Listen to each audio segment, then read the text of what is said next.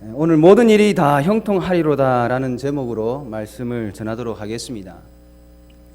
사람은 누구나 다 행복해하고 싶습니다.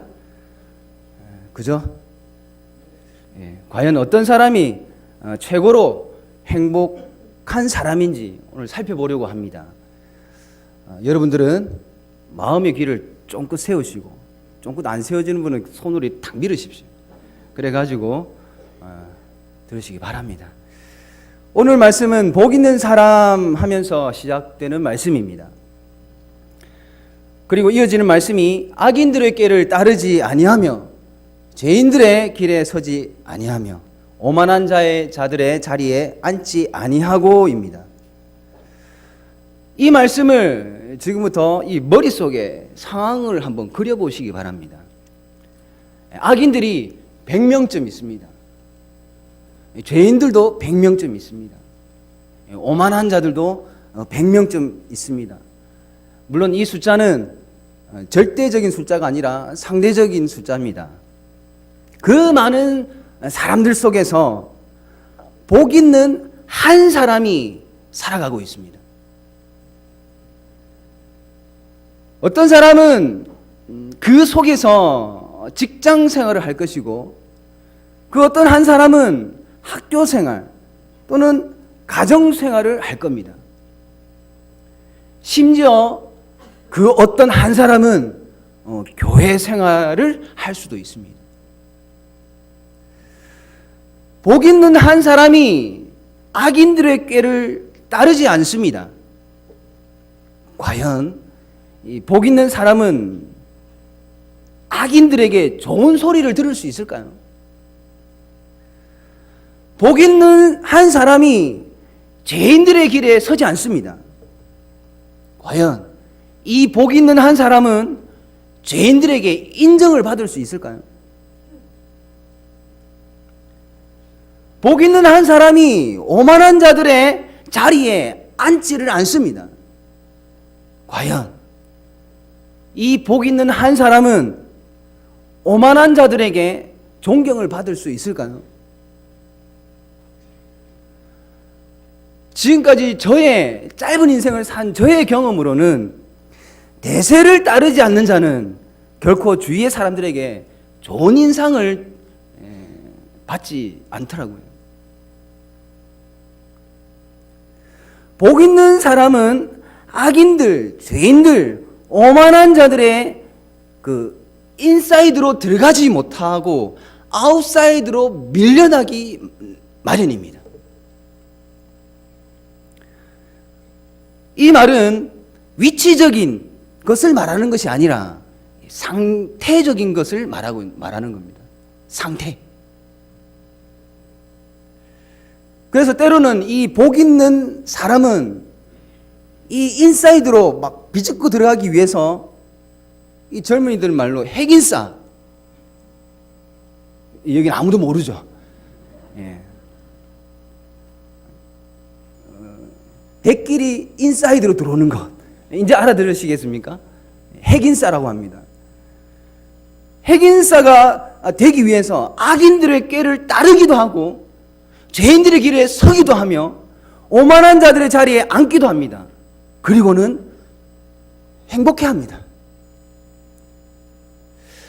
그런데 참 아이러니한 것이 분명히 하나님의 말씀은 복 있는 사람은 그러한 자들, 그러니까 악인들, 죄인들, 오만한 자들에게 따돌림을 당한다라고 지금 본문에서 성경에서는 말씀하고 있습니다.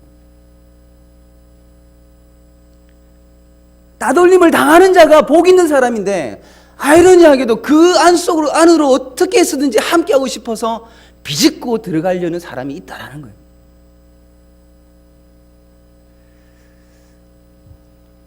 그런데 왜 악인들의 꾀를 따르고 싶어 할까? 왜 죄인들의 길에 서고 싶어지고 오만한 자들의 자리에 함께 앉고 싶어 할까요? 왜? 여러분, 저와 여러분들은 저들과 악인들, 죄인들, 오만한 자들, 저들과 함께 하지 않는 것이 복 있는 사람이라는 이 사실을 분명히 기억하시기 바랍니다. 시편 37편 10절에 이렇게 말씀합니다. 잘 들으시기 바랍니다. 잠시 후에는 악인이 없어지리니 네가 그곳을 자세히 살필지라도 없으리로다. 악인의 꾀를 따르지 마세요. 죄인의 길에 서지 마시기 바랍니다. 오만한 자리에 앉지 마시기 바랍니다. 복 있는 사람의 삶이 이러해야 합니다. 여기서 끝이 아닙니다. 2절 말씀을 같이 읽어보도록 하겠습니다. 2절 말씀입니다. 시작. 오직 여호와의 율법을 즐거워하여 그의 율법을 주야로 묵상하는도다. 아멘. 제가 신대원에서 공부를 할 때에 저의 담임 교수님이 유해무 교수님이셨습니다. 그래서 유해무 교수님을 신대원의 다른 어느 교수님보다 저는 더 좋아했고 지금도 좋아합니다. 유해무 교수님이 오늘 본문의 2절 말씀을 정말 이해하기 쉽도록 위에서 단어들을 다른 표현으로 이렇게 번역을 하셨습니다. 2절 말씀에 즐거워하여를 사모하여로 번역을 하시더라고요. 시편 73편 25절에 이렇게 말씀합니다. 하늘에서는 주 외에 누가 내게 있으리요 땅에서는 주밖에 내가 사모할이 없나이다. 이 사모할이라는 단어와 즐거워할이라는 단어가 원어가 같은 단어입니다. 바꿔도 된다라는 거예요. 묵상하는 도다를 어떤 단어로 표현을 하냐면 읊조리는 도다로 번역하셨습니다. 시편 63편 6절 말씀에 내가 나의 침상에서 주를 기억하며 새벽에 주의 말씀을 작은 소리로 읊조릴 때에 하오리니 라고 말씀합니다. 이 작은 소리로 읊조릴 때 이 말씀이요 묵상이라는 오늘 본문에 있는 묵상이라는 단어를 아주 잘 정의 내린 표현입니다. 저는 예전에 시편 1편 2절에 이 묵상을 가르치면서 어떻게 가르쳤냐면 이 머릿속에 그림을 그려보라라고 가르쳤습니다. 주여 해야 됩니다. 잘못 가르친 거거든요. 그때 나름 예화도 들어서 설명했는데 어떤 예화를 들었냐면 제 아버지 예화를 들었습니다. 제가 어릴 적에 아버지를 청소년 시기를 거치면서 아버지를 계속 머리에 그렸던 거예요. 아, 나는 이런 아버지 싫다. 나는 이런 아버지의 모습이 정말 닮기 싫다. 이러면서 이 머릿속에 계속 그렸던 겁니다. 어떻게 됐을까요? 커서 그 모습을 닮아 있는 거예요. 때로는 이렇게 윽박지르는 모습의 아버지를 굉장히 싫어했는데 그걸 싫다 하고 막 머릿속에 그렸던 겁니다.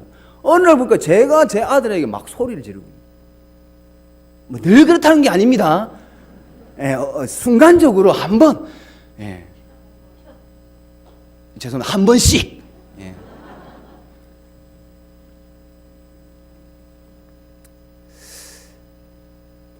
아버지가 어머니에게 했던 그런 정말 안 했으면 좋겠는데 왜 저럴까 하는 그런 모습들, 그걸 늘 그렸던 거예요.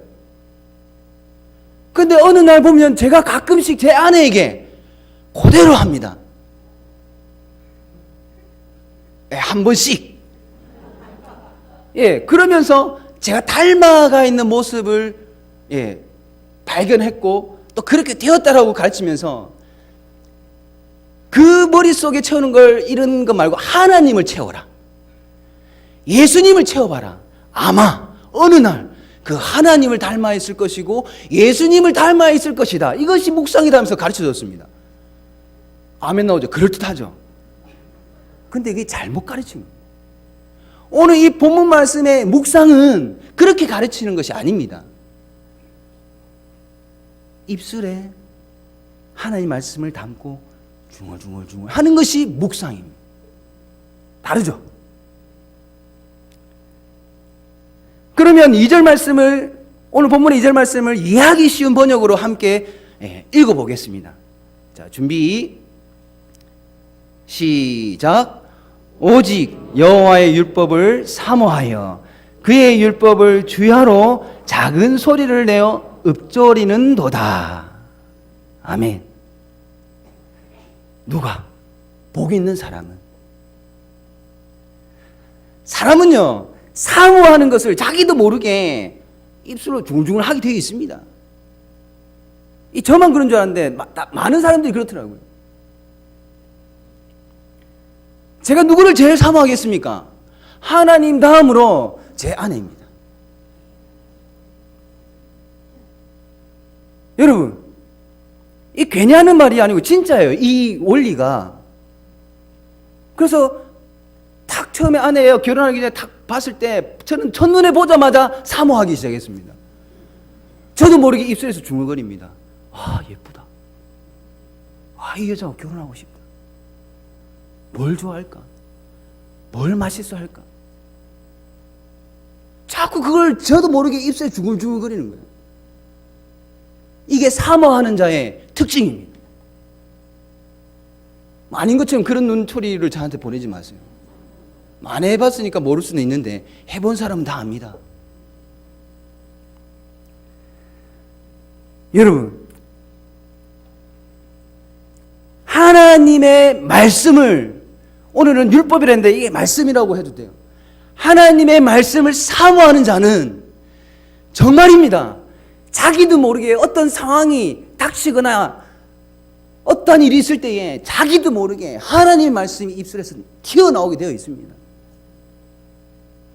심지어 주여라는 말을 하기도 합니다. 주여, 아버지. 이게 사모하는 자의 특징입니다.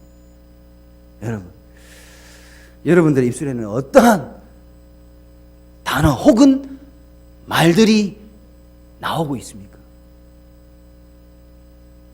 여러분들의 이 입술에서 중얼거리는 그 내용이 지금 제일 사모하는 것이고 관심사입니다. 여러분들의 입술에서 여호와의 말씀이 늘 중얼거리기를 바랍니다. 그가 다름 아닌 복 있는 사람입니다. 여러분, 3절 말씀이 정말 대박입니다. 함께 읽어보겠습니다. 시작. 그는 시냇가에 심은 나무가 철을 따라 열매를 맺으며 그 잎사귀가 마르지 아니함 같으니 그가 하는 모든 일이 다 형통하리로다. 아멘. 그가 하는 모든 일이 다 형통하리로다 말씀합니다. 그가 누구일까요? 복 있는 사람입니다. 여러분, 형통이라는 단어는요, 성도가 좋아하는 단어 중에 하나입니다. 이 형통이라는 의미는 번성하다, 번창하다라는 말인데, 이 속뜻 의미가 이렇습니다. 꾸준하게 진전이 있고 꾸준하게 성공한다라는 의미가 담겨진 말입니다. 성도에게 있어서 꾸준하게 진전이 있어서 도달해야 할 것이 어디입니까? 여러분들은 그것이 어디라고 지금 마음속에 딱 새겨놓고 계십니까? 성도에게 있어서 꾸준하게 성공하여 이뤄야 할 것이 무엇입니까? 로마서 12장 1절에서 2절에 이렇게 말씀합니다. 그러므로 형제들아, 내가 하나님의 모든 자비하심으로 너희를 권하노니 너희 몸을 하나님이 기뻐하시는 거룩한 산 제물로 드리라. 이는 너희가 드릴 영적 예배니라. 너희는 이 세대를 본받지 말고 오직 마음을 새롭게 함으로 변화를 받아 하나님의 선하시고 기뻐하시고 온전하신 뜻이 무엇인지 분별하도록 하라 하셨습니다. 성도 여러분, 우리가 도달하고 성공해야 할 것이 하나님이 기뻐하시는 거룩한 산 제물이 되는 거 아닐까요? 우리가 이 땅에서 살면서 기필코 성공해야 하는 것은 하나님의 선하시고 기뻐하시고 온전하신 뜻이 무엇인지 분별하여서 그것을 해내는 것에 성공해야 하는 것 아닙니까? 도대체 우리가 어디에 도달하기 위해서 달려가고 있으며 무엇을 성공하기 위해서 그토록 열심을 하고 있습니까? 성도로서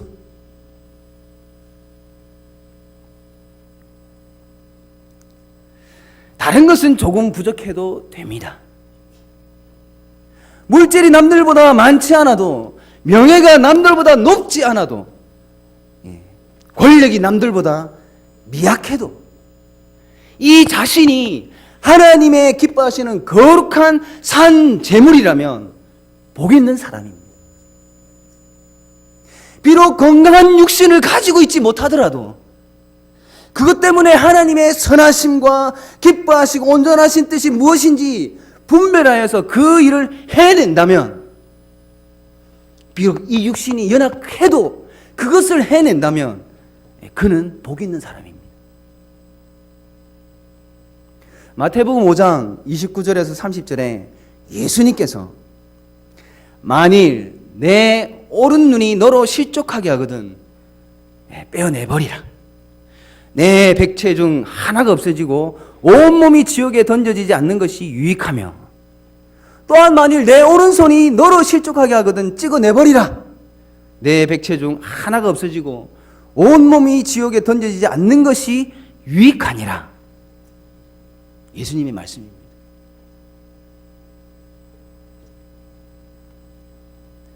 하나님이 기뻐하시는 거룩한 산제물이 되는 것, 하나님이 선하시고 기뻐하시고 온전하신 뜻이 무엇인지 분별하여서 그것을 해낼 수만 있다면 그것이 형통입니다. 본문 3절의 마지막 말씀을 다시 보시기 바랍니다. 복 있는 사람이 하는 모든 일이 이렇게 다 형통하리라 하십니다. 그러면은 의문이 들어야 됩니다. 어떻게 이 일이 가능할까? 어떻게 가능할까요? 지성이며 의지며 모든 것이 죄로 오염되어서 전적으로 타락한 사람이 어떻게 하나님이 기뻐하시는 거룩한 산 제물이 될 수 있으며, 어떻게 하나님의 선하시고 기뻐하시고 온전하신 뜻이 무엇인지 분별할 수 있겠습니까? 도대체 어떻게 할 수 있을까? 어떻게 이 일이 가능할까? 3절 말씀 전체를 다시 함께 읽겠습니다. 시작. 그는 시냇가에 심은 나무가 철을 따라 열매를 맺으며 그 잎사귀가 마르지 아니함 같으니 그가 하는 모든 일이 다 형통하리로다. 아멘. 이 3절 말씀은 조금 이 원어와 문법을 조금 살펴봐야지만 바르게 해석을 할 수 있습니다. 먼저 복 있는 사람을 시냇가에 심은 나무로 지금 표현했습니다. 시냇가라는 단어의 원어는 자연적으로 발생한 물줄기가 아닌 인위적으로 만들어서 항상 물이 흐르는 인공수로를 뜻하는 의미가 있는 단어입니다. 다시 말하면 누군가 만들어 놓은 시냇가라는 거예요. 복 있는 사람은 인공적으로 만든, 누군가가 만들어 놓은 시냇가에 심은 나무 같다라는 겁니다. 그래서 물이 부족할 염려가 전혀 없습니다. 나무 입장에서는 이보다 더 행복이 있을까요?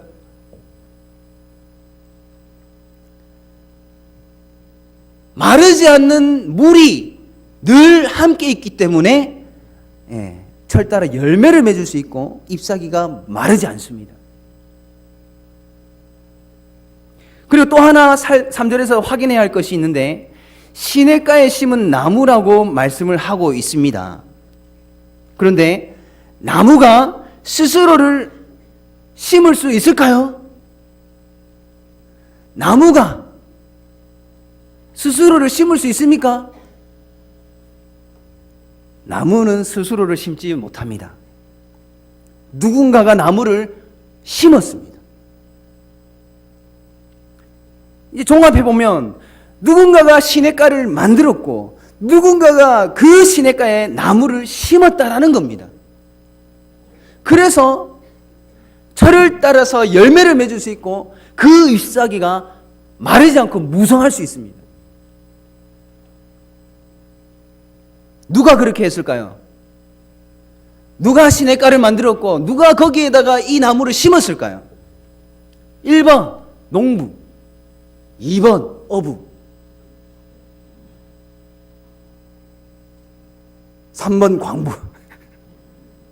목사님, 어부나 광부나 시냇가 만들기도 하지 않을까요? 나무도 심지 않겠습니까? 뭐 그럴 수 있겠죠. 그러면 제가 보기를 다시 바꾸겠습니다. 1번 농부, 2번 농사.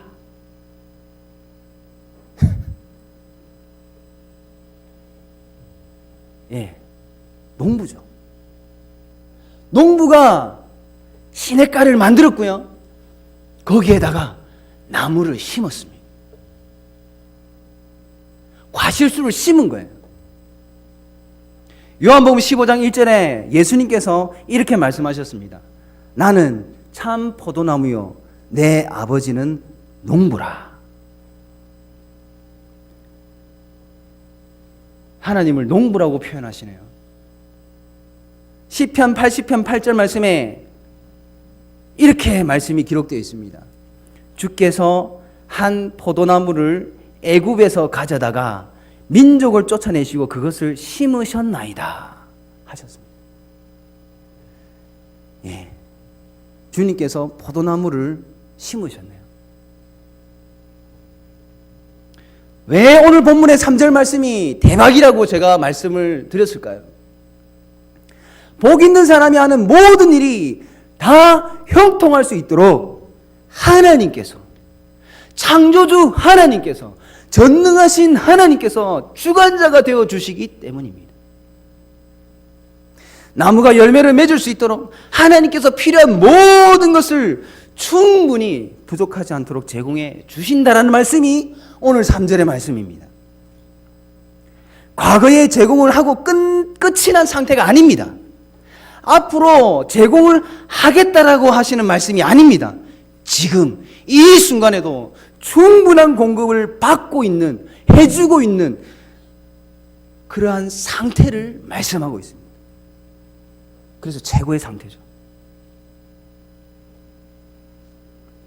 사랑하는 성도 여러분, 시편 1편 1절에 3절에 이 복 있는 사람의 정체가 뭘까요? 일단 사람이죠.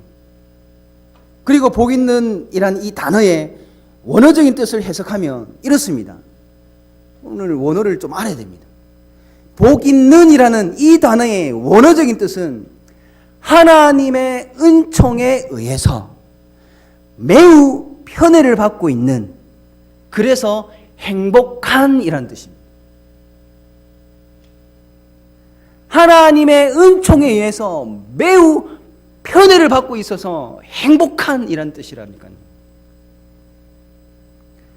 오늘 본문에 있는 이 복 있는 사람은 하나님의 은총에 의해서 매우 편애를 받으며 그래서 행복한 사람이 복 있는 사람입니다. 마치 창세기에 등장하는 요셉 같은 그런 사람입니다. 창세기 37장 3절 말씀에 이런 말씀이 있습니다.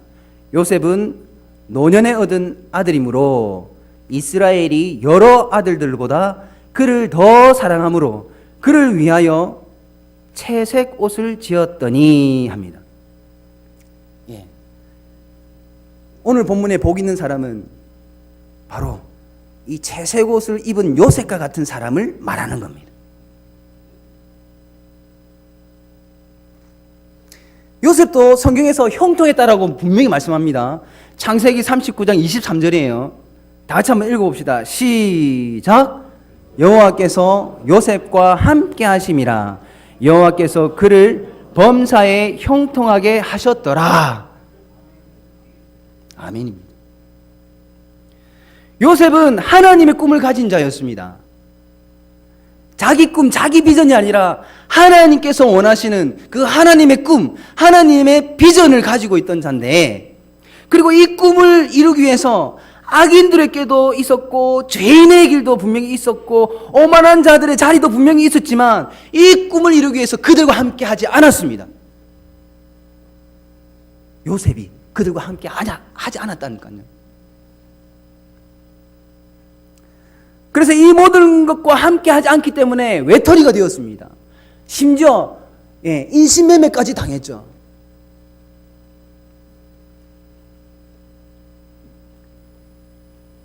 그러나 그의 마지막은 형통이었습니다. 왜요? 여호와 하나님께서 함께 하셨기 때문입니다. 함께 하시는 하나님께서 요셉이 하나님의 꿈을 이룰 수 있도록 형통하게 하셨습니다. 요셉의 꿈이 무엇이었습니까? 형들의 볕단이 자기 볕단에게 절을 했죠. 해달 별들이 자기에게 절을 했습니다.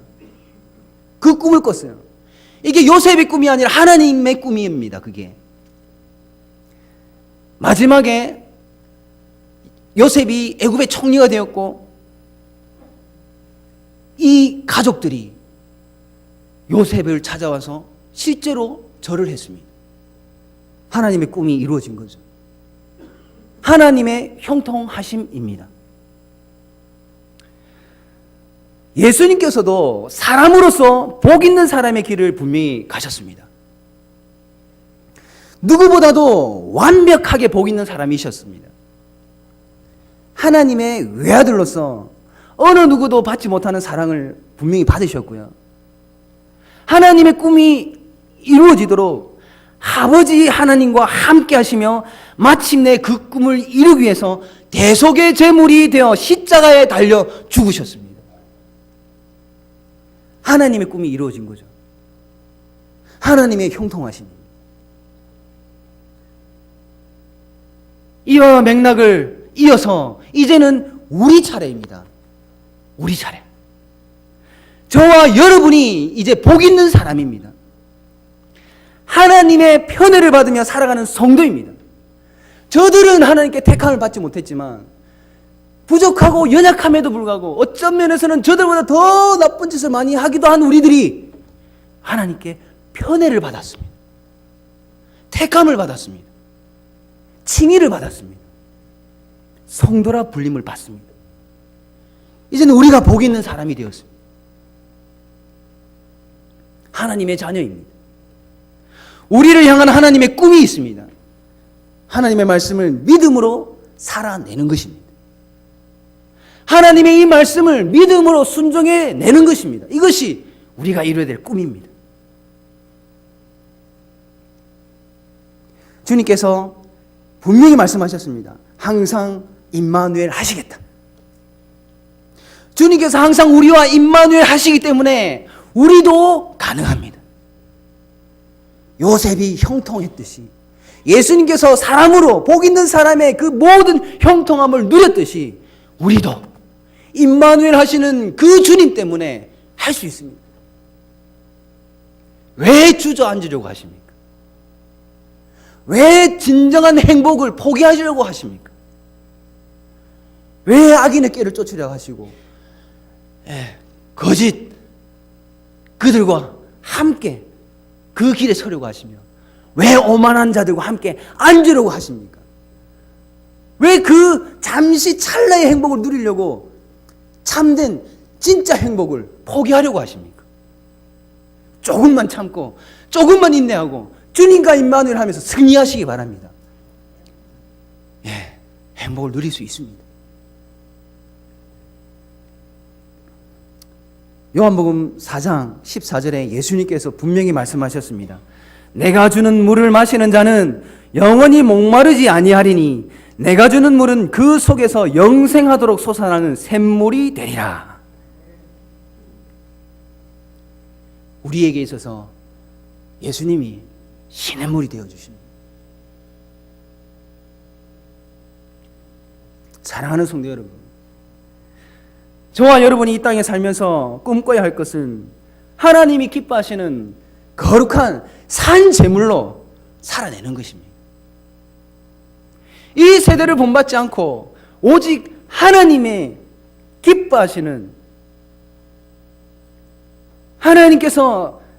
하나님이 선하시고 기뻐하시고 온전한 뜻이 무엇인지를 그것을 분별해내는 그러한 삶을 살아가는 것, 그 꿈을 이뤄내야 됩니다.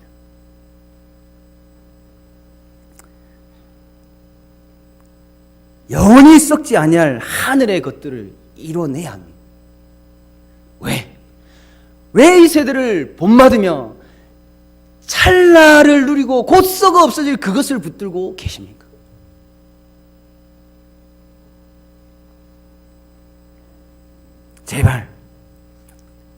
제발 거룩한 산 제물이 되시기 바랍니다. 제발 하나님의 것과 이 땅에 썩어 없어질 것을 분별해내시기 바랍니다. 예수님과 함께 함으로써 말입니다. 그렇게 함으로써 하나님만을 예배하고 이 믿음의 유산을 자녀들에게 전하는 것, 그것을 이뤄내시기 바랍니다. 이 하나님의 꿈을 이루기 위하여 우리의 모든 일은 다 형통할 것입니다. 왜냐하면 우리는 복 있는 사람이기 때문입니다. 시편 92편 13절에서 14절 말씀에 의인은 여호와의 집에 심겼으며 우리 하나님의 뜰 안에서 번성하리로다. 그는 늙어도 여전히 결실하며 진액이 풍족하고 빛이 청청하리로다. 하나님의 말씀입니다. 주님께서 다시 오시는 그날까지 복 있는 사람으로서 최고의 행복 상태를 누리는, 모든 일이 다 형통하게 이루어지는 복을 누리는 저와 여러분이 되기를 간절히 바랍니다.